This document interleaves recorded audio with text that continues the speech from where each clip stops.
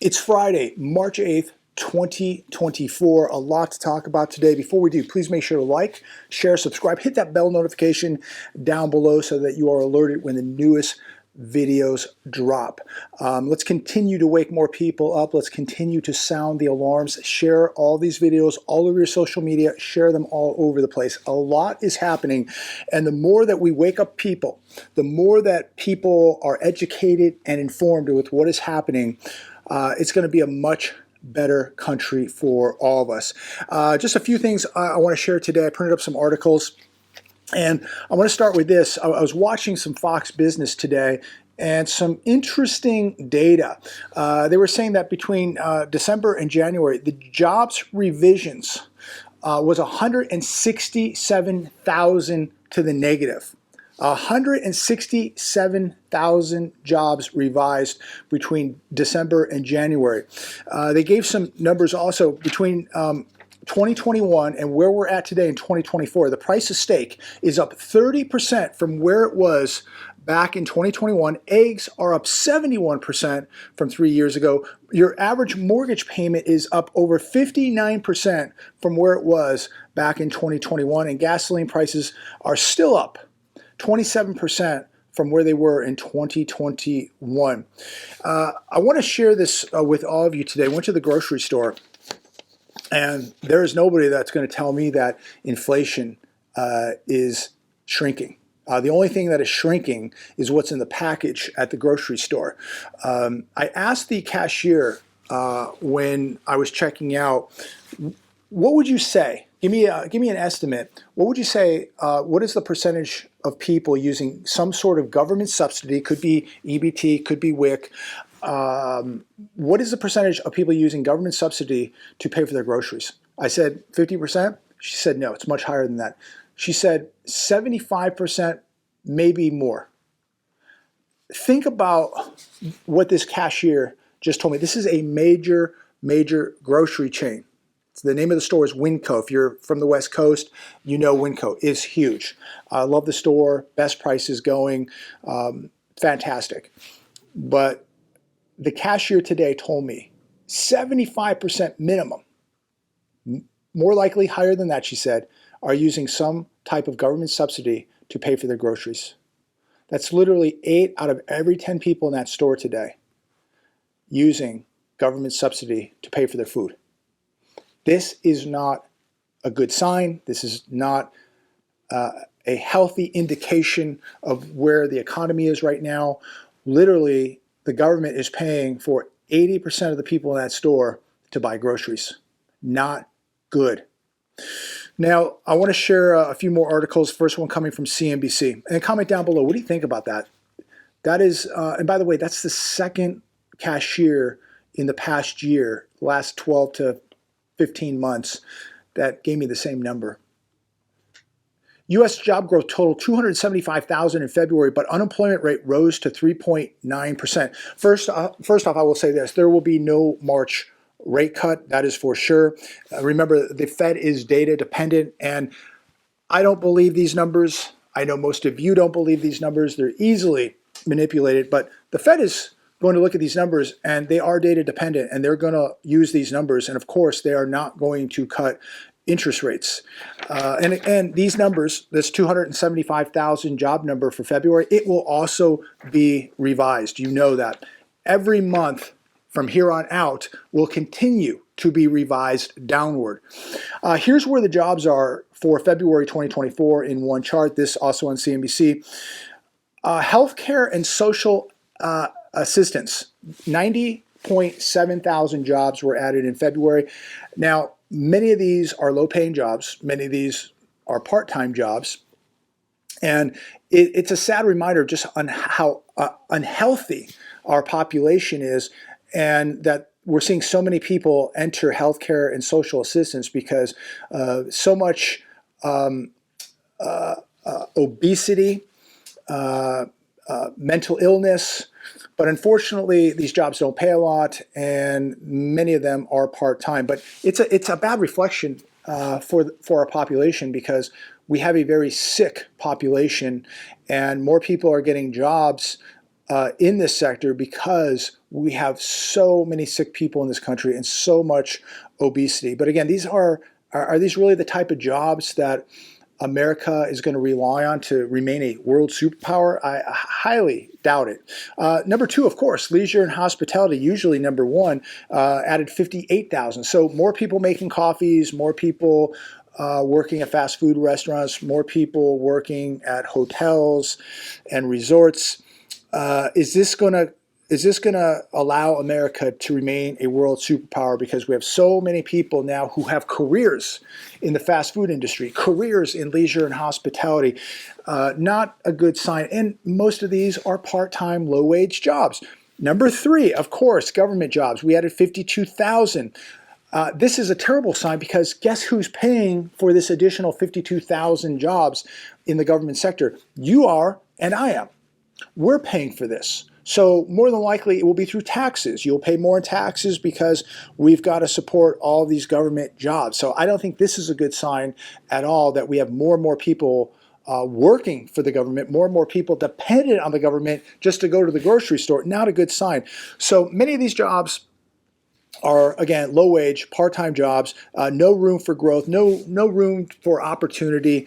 And the amount of government jobs that we've been adding, I mean, half this country is going to be working for the government. We're all going to be relying on the government to pay for our food, to have a job. It's really, really sad. Comment down below. Let me know what you think about this. Here's one from The Hedge today. Inside the most ridiculous jobs report in recent history. Record 1.2 million immigrant jobs added in 1 month.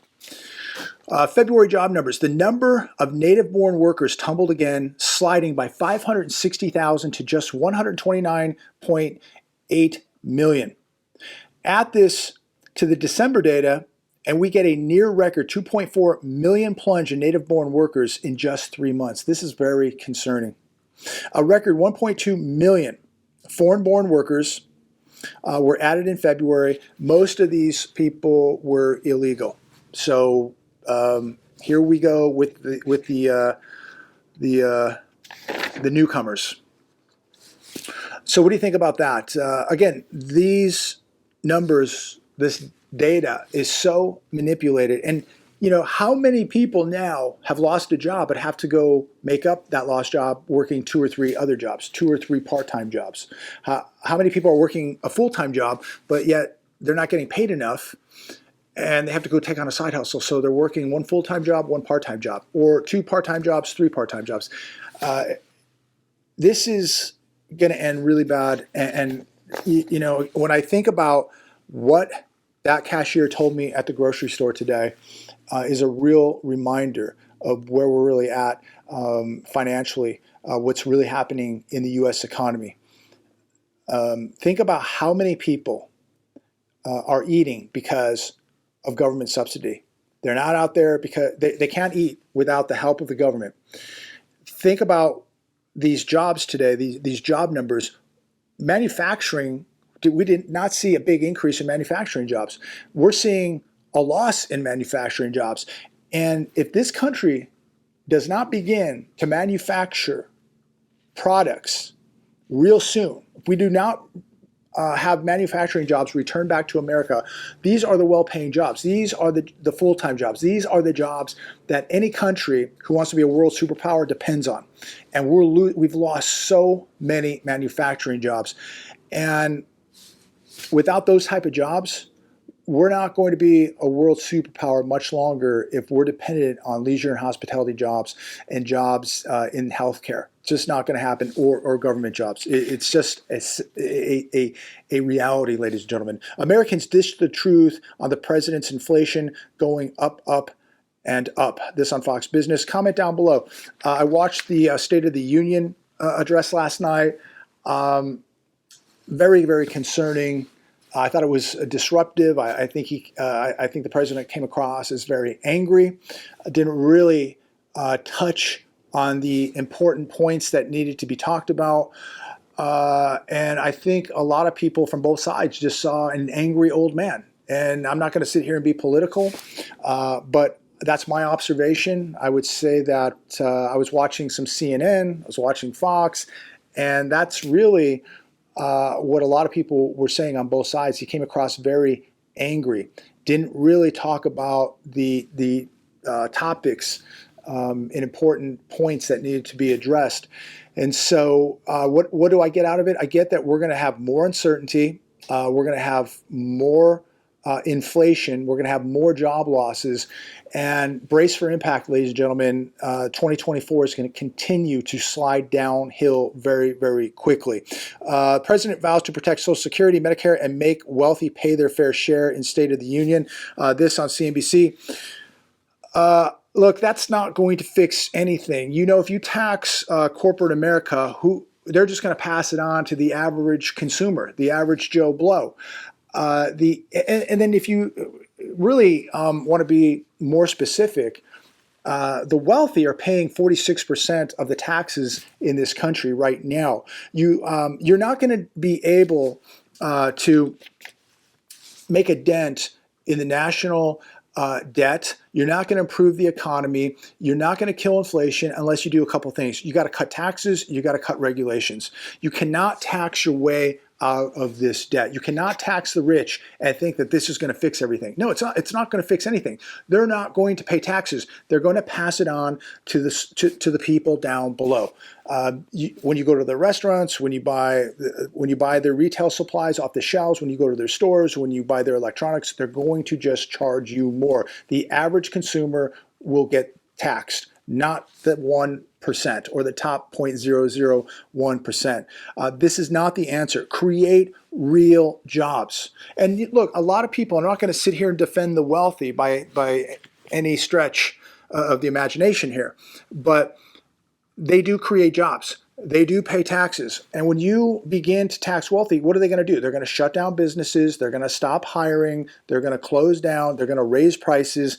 And they're going to stop paying taxes. When they open up businesses, stores, factories, what have you, they're paying huge taxes. Their employees that they hire by the hundreds or the thousands are all paying taxes. So what we want to do is punish rich people. Again, that's an argument that we could have at any time. Are they paying enough? Are they paying too little? I just think that everybody across the board should be paying less taxes. I think that everybody's paying way too much in taxes, especially the issue that I have with all of it is where your tax money is actually going. It is not going to really do anything to help America. It's not going to help Americans. It's not going to help U.S. infrastructure. It's not going to the vets. It's not going to anything I really believe in.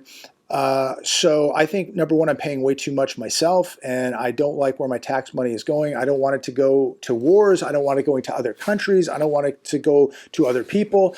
It's going to all the wrong places to begin with. But I think rich, middle class or poor, I think everybody should be paying less in taxes. I think we need more jobs, and I think we need to be cutting regulations. That's my opinion. What do you think?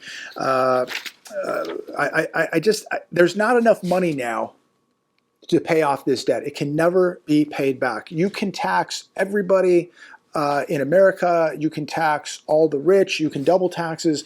It is not even going to make a dent in the amount of debt. How about this? How about we stop spending? How about we stop starting wars? How about we stop building military bases all over the world? How about we stop giving missiles and drones to other countries? How about we just stop with all of this spending that we give and giving all this money to people and countries all over the world? How about we just stop that? Right there, we would already start plugging up this sinking ship. But for some reason, we've got to keep spending money and butting our nose into everybody's business.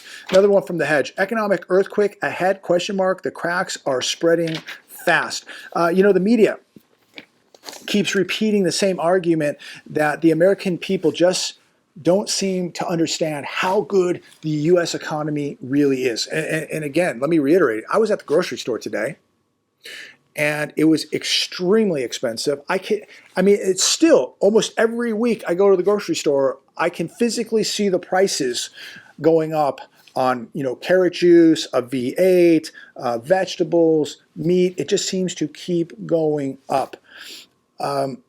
But I guess everybody is just brainwashed by negative people like me So we're just not able to see how good the economy is really doing. Again, the cashier today said 75+% of people at the grocery store are using government subsidy to pay for their groceries. That's the real truth. That's the real world, ladies and gentlemen. I'm not sitting here to be negative. I'm not sitting here to be positive. I'm not sitting here to tell jokes.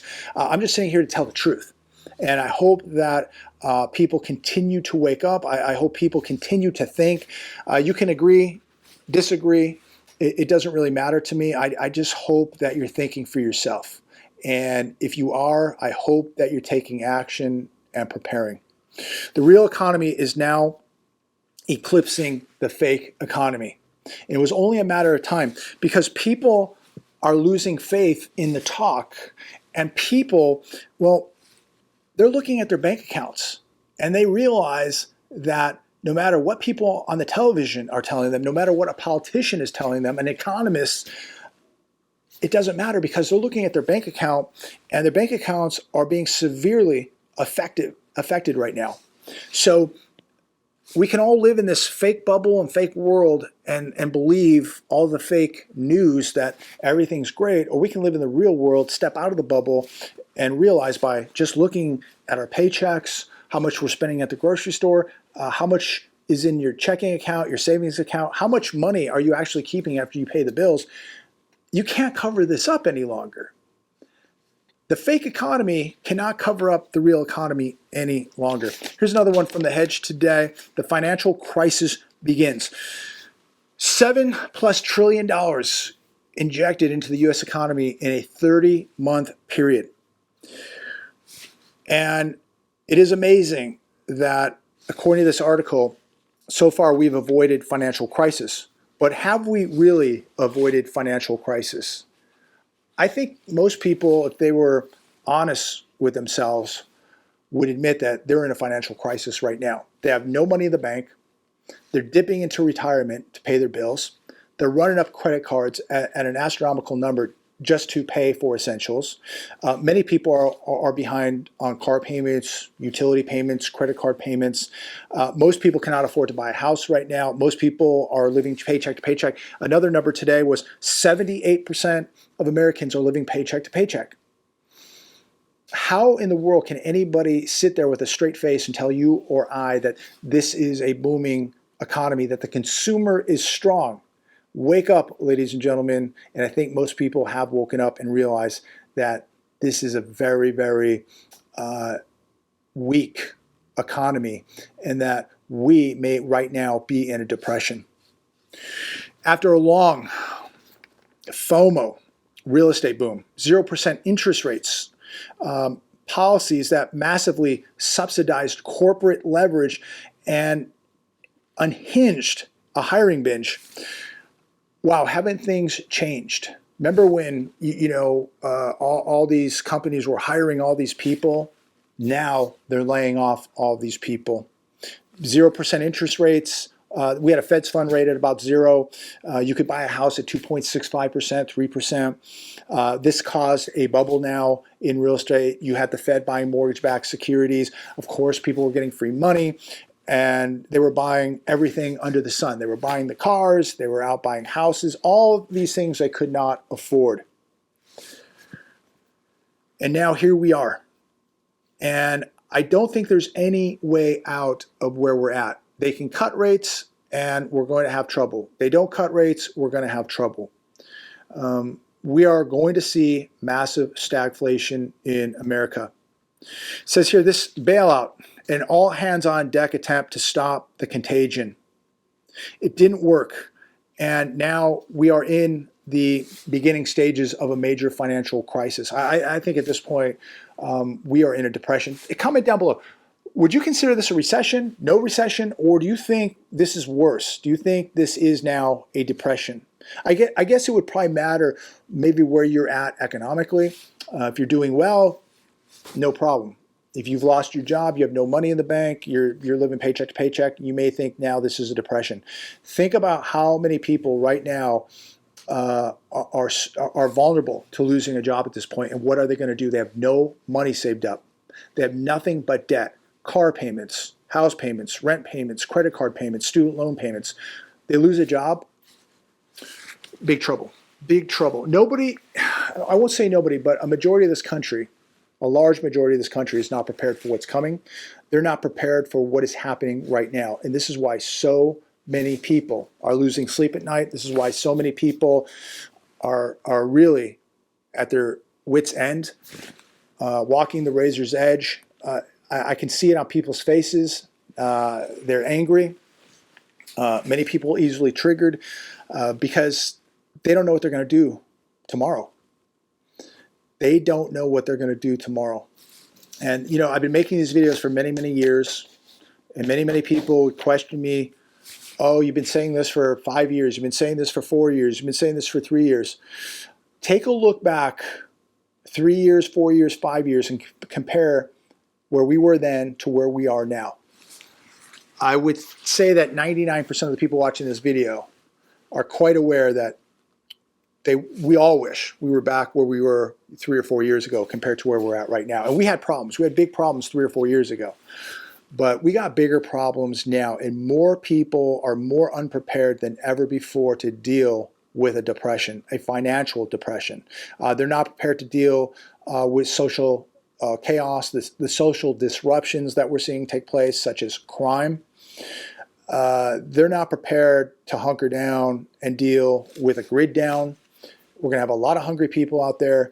Like they say, you know, what is it, 9 meals, and you're going to have chaos on your hands. That's 3 days, people with no food, and you're going to have chaos. So I'm going to leave it there today. Comment down below about anything you want to comment on. The news continues to be very, very concerning, but we should all be taking action. Don't ignore it, ladies and gentlemen.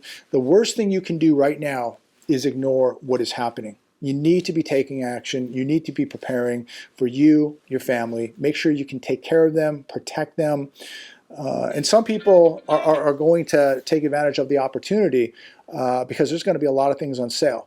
But too many people really are more concerned, you know, about the sales and you know, taking advantage of opportunity, but they don't realize that there's a whole other side to an economic collapse, a depression. And that's going to be the social disruption. You're going to have a lot of hungry people out there. You're going to have a lot of angry people out there. You're going to have a lot of people that may be coming to your house. So be prepared to deal with that. It's not going to be a nice place. And watching gold today almost break $2,200 an ounce. I think I saw it at $21.99. It's pulled back a little bit, but another big day for gold. And look, I'd rather see gold well under $2,000 an ounce, because the farther it goes beyond 2,000, it is a barometer telling me that things are getting worse financially and socially. I think gold is on its way to $3,000 an ounce. I don't have a crystal ball. I hope it doesn't do that, because if it does, we're living in a whole different world. We are in a Mad Max situation if gold goes to $3,000 an ounce. And if it makes it to 3, it's not stopping there. It's going to 5. And if this whole BRICS situation comes to fruition, you're going to see gold much, much higher than $5,000. There's going to be a lot happening in the next couple of years, ladies and gentlemen. A lot happening in the next couple months. It could be the next couple days. Who knows? Things are happening at such an accelerated rate. We've never seen things moving this fast. And you need to be paying attention, and you need to be preparing. God bless every one of you. Please like, share, subscribe. As always, look forward to speaking to each and every one of you. Thank you so much for all of the incredible prayers, all of the support, all of the mail. None of this is possible without you. Talk to all of you very, very soon.